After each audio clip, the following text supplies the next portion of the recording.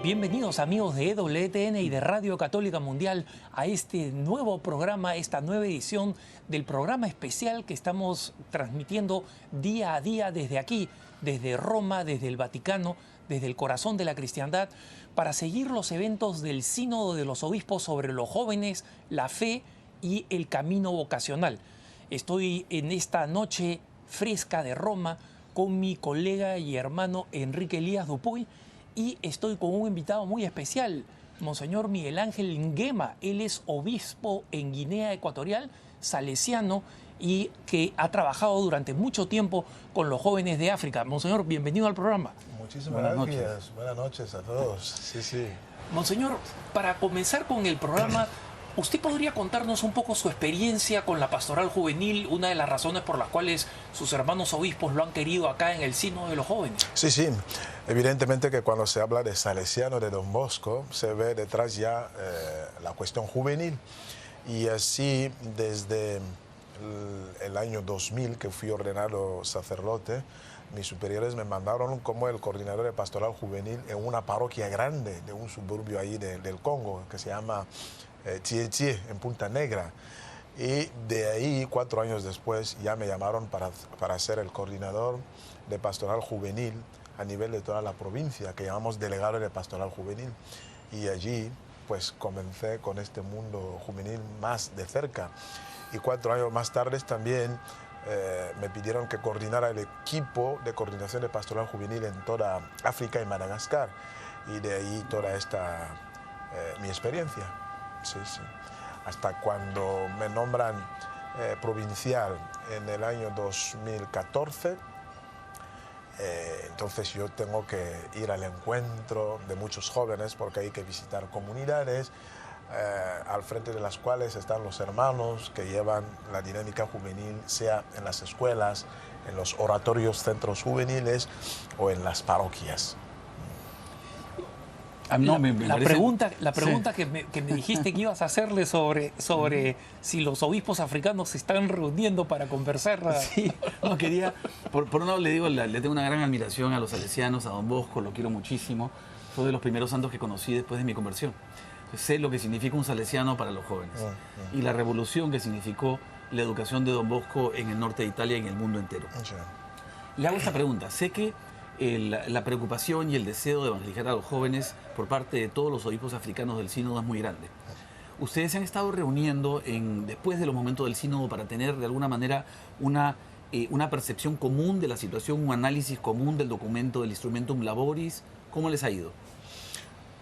Sí, primero retomar la palabra desde su introducción, ¿no? Decía que tomamos muy a pecho lo que es la pastoral y el trabajo pastoral con los jóvenes en África, porque casi el 60% de la población es joven, ¿no? Es joven. De hecho, tampoco hay mucha gran esperanza de vida, pero la mayoría de la población es joven. Entonces, aquí en el Sínodo hemos visto oportuno reunirnos para tomar los temas desde el punto de vista de nuestra identidad africana también, ¿no? La Iglesia no niega las diferencias, sino las pone juntas, ¿no? Esto es la comunión, la experiencia sinodal. Y nos ha ido efectivamente bien para que vayamos muchas veces recogiendo las temáticas debatidas en el aula y centrarnos en lo esencial, que era nuestro, ¿no? Porque hay temáticas que evidentemente son eclesiales, pero que no tocan del todo al África. Y entonces nos decimos, pues hay muchas prioridades, pero nos centramos en las que son las nuestras muchas veces, para que el trabajo después del sínodo esté más centrado, porque aquí es un lanzamiento de misión, pero cada conferencia episcopal, cada región de conferencias episcopales tendrá que adentrar mucho más en el documento, teniendo en cuenta de las prioridades locales y contextuales, ¿no? Por esto nos hemos estado reuniendo y yo debo decir que ha sido de gran ayuda también a la hora. Ayer, por ejemplo, preparamos modos, esas intervenciones que dicen, bueno, nos han entregado el documento, que era el documento ya trabajado, que se propone para votación el sábado, nos lo han entregado y entonces decían si hay enmiendas. vez de hacer enmiendas personales, cada uno con su enmienda, hemos preferido hacer 3 modos, 3 enmiendas presentadas a la Asamblea. Sí, sí. Ha sido no para un consenso, como si fuese una democracia, sino para sacar adelante algunas ideas claras que nos parecen importantes para nuestra iglesia en África.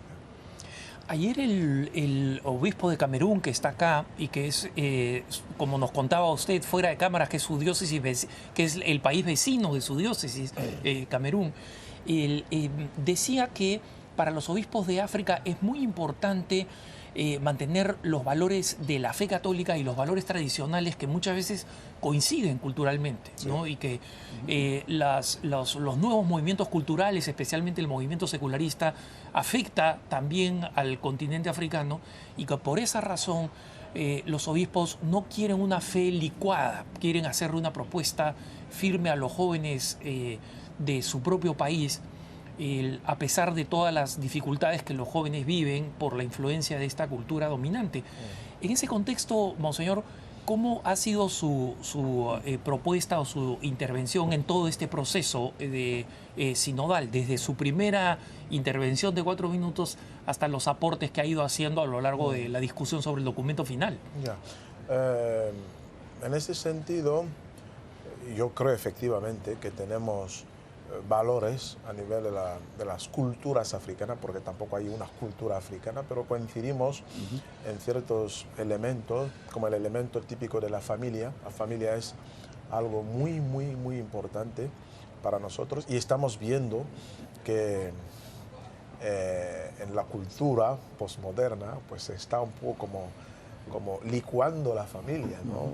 Varios tipos de familias que se presentan y en este sentido la Iglesia tiene el deber de presentar lo original.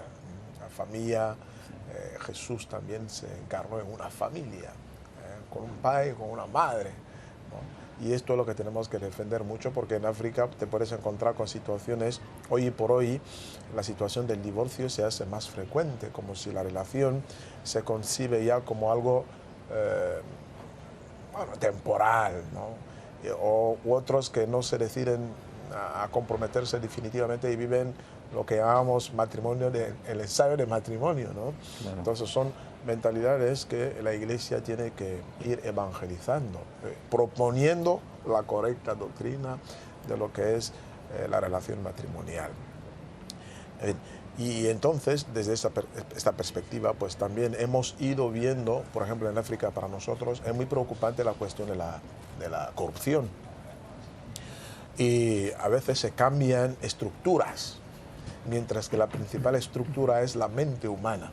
Entonces, en ese sentido han ido mis intervenciones en ese sínodo para decir que la Iglesia, que ocupa la gran parte de la educación en África, lleva muchas estructuras educativas, y la pregunta que me hacía es si todos nuestros líderes, lo llamamos así en nuestros países, han pasado por escuelas católicas, ¿cómo es que sigue dándose la situación de la corrupción, ¿no? Quiere decir que algo no ha entrado profundamente en la identidad del ser cristiano y líder que tenemos hoy.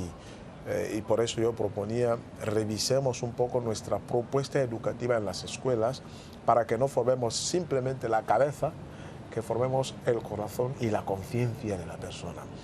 Porque la conciencia, como nos enseña la Iglesia, es el tabernáculo, lo más íntimo, donde el hombre toma sus decisiones. Entonces, si esta está iluminada por el Evangelio, por Cristo, seguro que las opciones serían otras que el provecho personal. No, me parece fascinante, porque creo que los problemas que usted menciona, el tema de la corrupción, el tema de una sociedad tradicional donde la familia es el centro, es muy parecido a lo que es América Latina, y creo que lo que llama el Papa la colonización cultural, o sea, un intento que viene desde arriba, con gran poder mediático, político, financiero, tratando casi de obligarnos a dejar de ser lo que somos, es decir, sociedades centradas en nuestro Señor Jesucristo, en la familia, entre un padre y una madre. Entonces mi pregunta es lo siguiente, creo que en eso hay mucha sintonía. Excelencia, habiendo tantas semejanzas entre lo que usted escribe de la situación de África con América Latina, en donde, como el Papa mencionó, este término de colonización cultural ha incidido muy fuertemente, con gran poder económico y financiero, mediático, tratando básicamente de alguna manera, de debilitar las grandes estructuras que fundan la sociedad latinoamericana. Ante esos retos, muchas veces han habido católicos y obispos que creen que hay que suavizar el mensaje del Evangelio, hasta quizás licuarlo un poco para hacerlo más simpático o atrayente. ¿Usted qué opina de esto? ¿Usted cree que hay una oposición entre presentarlo de manera atractiva y completo? Yo lo que creo es que la Iglesia ha sido siempre una Iglesia en diálogo con las culturas, porque la Iglesia no se posiciona, ni mucho menos con tanto poder como lo pueden hacer las multinacionales, ¿no?, que vienen a imponer una visión, ¿no? Pero este diálogo no quita que la Iglesia tenga su mensaje, lo cual, lo que hay que buscar siempre en cada época y en cada momento, yo decía hace poco que San Pablo, su sabiduría, yendo evangelizando a las culturas que no eran judías, llega a Atenas y lo primero que hace es ver que habían altares a muchos dioses, ¿no? Y él valora esto en su discurso, ¿no? Atenienses, he visto que sois de un espíritu muy religioso y tenéis tantos altares a tantos dioses. Pero al final dice, yo vengo a anunciaros el Cristo resucitado. No renuncia a esto. La Iglesia no renuncia a proclamar la vida, Cristo resucitado. Y cuando la vida esté amenazada, la Iglesia vuelve con su mensaje original, que Cristo ha venido para darnos la vida. ¿Y cuál puede ser la muerte? La muerte puede ser efectivamente estas fuerzas que quieren destruir los valores, por ejemplo, de la familia, los valores educativos de fondo, los valores del Evangelio. Cuando están atropellados, la Iglesia tiene el derecho de decir, hermanos, dialoguemos, pero ahí no está la vía, ¿no? Entonces, yo creo que la tentación puede ser de querer diluir el mensaje del Evangelio para que seamos simpáticos a la vista de la gente, ¿no? La Iglesia sea simpática. Yo creo que no se trata de esto, porque esta generación, ahora estábamos hablando de los jóvenes, esta generación a la que estás tratando, licuando un poco el mensaje, relativizando ciertas cosas, esta generación te vendrá encima después de unos años para decir, no me has dicho la verdad, yo necesitaba la verdad. Lo que necesitan los jóvenes no son compañeros o amiguitos, no, necesitan educadores, acompañadores, gente que les dice la verdad del mensaje del Evangelio. Monseñor, es muy salesiano lo que usted dice, porque San Juan Bosco tenía estas formas completamente creativas de acercarse a los jóvenes, siempre tenía una forma ingeniosa de acercarse a los jóvenes, pero siempre los desafiaba con el mensaje del Evangelio. Me pregunto, ¿cuál ha sido, y le pregunto, más que preguntarme a mí, cuál ha sido la experiencia suya como salesiano primero y como obispo ahora en la predicación de estas verdades fundamentales a los jóvenes, que como usted nos decía más temprano en el programa, son el 60% de África y supongo la misma proporción en Guinea Ecuatorial? Gracias. Mi experiencia en este campo es que el joven africano es muy acogedor del mensaje de la Iglesia, pero influenciado evidentemente porque ya no es el único mensaje, ¿no? Decíamos ahora, hay movimientos sectarios que vienen muchas veces de Estados Unidos con grandes multinacionales. Me comentaba el jefe de Estado de mi país que una condición que una multinacional trajo era que si quería beneficiar de la ayuda de esta multinacional, pues primero favorecer las sectas, que la gente pueda traer sus prevalencias religiosas, ¿no? Y otros traen el condón o el preservativo u otra, ¿no? Para decir, entonces el joven se encuentra inundado en un mundo de propuestas inmensas, muchas propuestas, y de hecho muchos jóvenes andan perdidos. Lo que yo he visto es que cuando se acercan a la Iglesia encuentran un sentido. Hay un momento, una edad de la vida en donde se rebelan con la Iglesia, porque no hay que dejar de saber que la mayor parte de las familias africanas cristianas son de estas mamás, estas abuelas, que entran en diálogo con sus hijos y con sus nietos en la cuestión cristiana. Entonces ya están hablando a dos niveles. Las madres, los abuelos, las abuelas han hecho una experiencia no tan multicultural como la que están haciendo los jóvenes hoy. Entonces el joven se revela un poco para decir, tú tienes un discurso anticuado, ¿no? Y en la iglesia, que se renueva con nuevos pastores, ahí es donde encuentran cabida. Y muchas veces se rebelan contra la iglesia, van a otras iglesias en busca de sentido, pero años más tarde te vuelven, dicen, padre, tú sí que decías la verdad. Allí me decían que yo sería rico, yo tendría dinero, yo tendría trabajo y tal, pero al final te ves que el pastor está haciendo su dinero y su negocio. La iglesia no hace negocio. Esto. Entonces, el discurso es atractivo y atraente para los jóvenes, aparte de lo que yo decía, que a veces, bueno, también les aburrimos muchas veces, ¿no?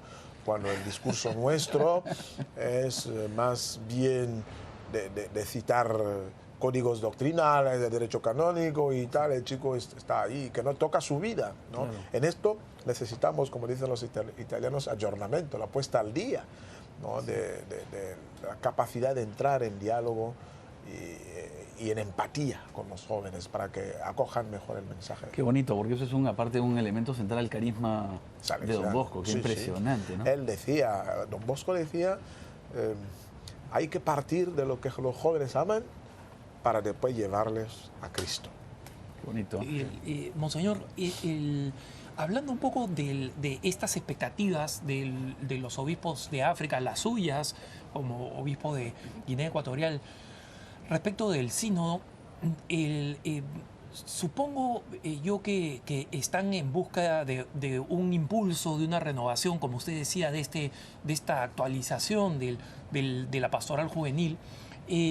¿Cómo cae este tema de un poco extraño y un poco vago, que es el tema de la sinodalidad que se está discutiendo? Y nosotros sabemos que las conversaciones son todavía privadas, ¿no? Así que no le pido que revele nada, pero sí ahí existe un poco de desconcierto entre las personas que nos han escrito, que a nosotros nos escriben al programa, televidentes y radioescuchas, sobre el tema de la sinodalidad, en el sentido de que qué cosa va a significar eso para el presente y el futuro de la Iglesia, ¿no? Sí, yo creo que la inquietud seguro que está fundada, pero yo diría que esta gente que está un poco asustada, que se calme porque es más bien una buena noticia hablar de sinodalidad. Quizá el término no es familiar en ámbitos no institucionales, como puede ser el cristiano ordinario, pero la sinodalidad quiere decir caminar con, es decir, no hacer iglesia hoy caminando la jerarquía de una parte, el cristiano ordinario por otra parte, yo no sé, a la gente o el dirigente por otra parte. Sinodalidad quiere decir caminar juntos como iglesia, es decir, unir las fuerzas, integrar, acoger a todo el mundo para que se pueda construir la casa común, para que se pueda disfrutar del mensaje del Evangelio según el carisma y los dotes de cada uno, ¿no? Esto es la sinodalidad. Esto es lo que hemos visto en la reflexión, al menos en mi punto de vista, en la reflexión sinodal del sínodo, como que la Iglesia, nosotros los pastores, no integramos toda la riqueza de las fuerzas que tenemos en nuestros respectivos ambientes eclesiales, y no los integramos para ser más fuertes, entonces como si hubiese una iglesia de selectos, unos selectos, ¿no? Entonces la sinodalidad viene a ser una buena noticia, porque es como no solamente un método de trabajo, pero un estilo de trabajo, un estilo que sabe que yo no puedo, yo pastor, obispo, no puedo tomar las decisiones en mi diócesis solo porque me antoja, ¿no? Yo tengo que recorrer todos los estamentos de colaboración y de corresponsabilidad que existen, dialogando antes de tomar una decisión. Lo cual quiere decir, si yo quiero tomar la decisión que los jóvenes van a recibir, por ejemplo, la primera comunión antes de los 10 años, yo tengo que sentarme con el consejo pastoral, tengo que sentarme con los que trabajan con los jóvenes. Entonces, esto es la sinodalidad, es decir, no hacer las cosas unilateralmente, sino implicando todas las fuerzas, todos los creyentes, para que se llegue a lo mejor. Es la experiencia misma que estamos haciendo ahora en el sínodo, ¿no? La sinodalidad. Es decir, los jóvenes están ahí, los obispos están ahí, los sacerdotes, las monjas están allí, y todas estas fuerzas de la Iglesia están sacando para adelante a una reflexión que ayuda a la Iglesia. Y entonces por eso dicen, la metodología de trabajo tiene que ser una metodología de corresponsabilidad. Eso significa sinodalidad. Y le hago una pregunta provocatoria. En los 3 últimos minutos. Corriendo, dicen que África es la nueva espacio profético de la Iglesia, frente a iglesias más viejas, más cansadas, a veces más dispuestas a diluir. África tiene juventud, tiene vitalidad, tiene profecía, aunque no tenga recursos materiales. Quiere decir que muchas veces los ricos tienen poca profecía, mientras que las iglesias más pobres tienen gran vitalidad, gran juventud. ¿Usted cree que es el momento de África? Yo no sé si es el momento o no de África. Lo que yo sé es que la fe no depende de los medios materiales que tengamos, ¿no? La fe es algo del corazón, una adhesión personal, y en esto yo creo que África tiene una palabra que decir. Hoy por hoy África tiene un testimonio que dar, sin ponerse en el piedestal ya de no. Yo creo que como toda iglesia en América Latina hay valores que en África tenemos que aprender. En Europa hay valores que en África tenemos que aprender.